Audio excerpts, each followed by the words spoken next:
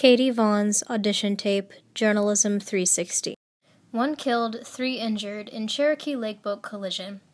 Mooresburg, Tennessee. 1 man was killed and 3 others injured today when 2 boats collided on Cherokee Lake in Hawkins County.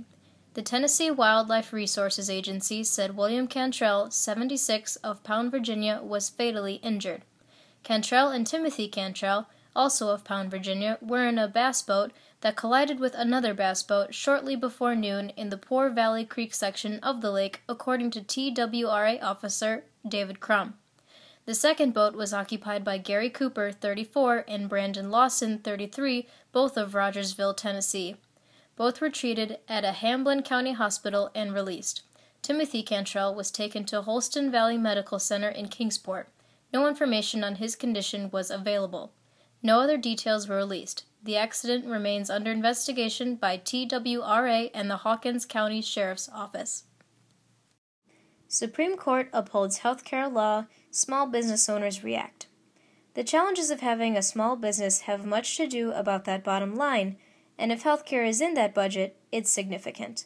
The Supreme Court narrowly upheld President Barack Obama's historic healthcare overhaul Thursday with the unlikely help of conservative Chief Justice John Roberts. Some local small business owners say the Health Care Law Act helps them balance the bottom line with helping themselves and their employees, while others say it will be a financial burden. Bloodshot Records is the label behind dozens of indie rock bands.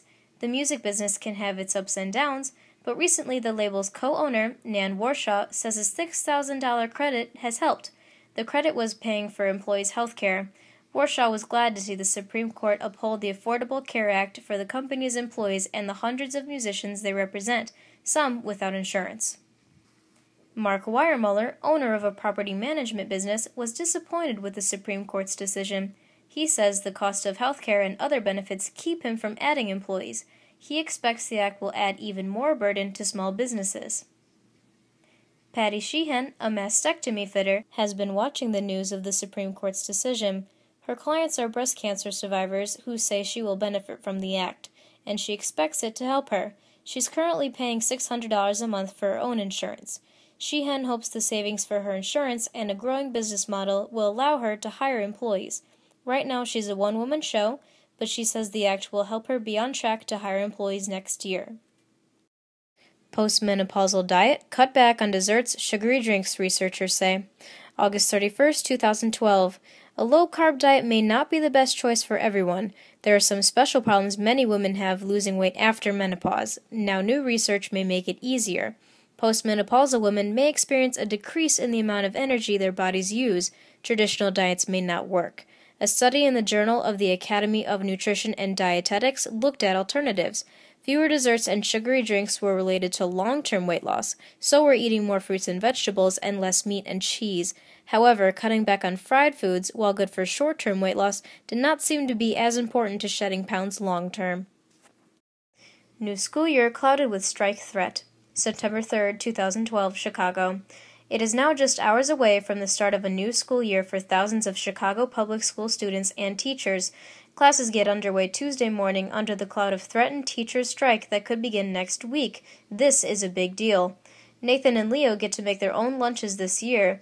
They're excited for the first day of school, as are their parents, who hope Tuesday isn't a false start.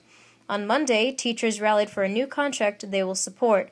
The Chicago Teachers Union authorized a strike next Monday if no deal is reached. The Chicago Teachers Union president called Mayor Rahm Emanuel a liar and a bully during this process, but about the situation now. Mayor Emanuel said Monday the negotiations are not personal and emphasized the need for an agreement. Families throughout Chicago are hoping it will be the beginning without interruption for their children. The last teacher strike was 25 years ago and lasted 19 days.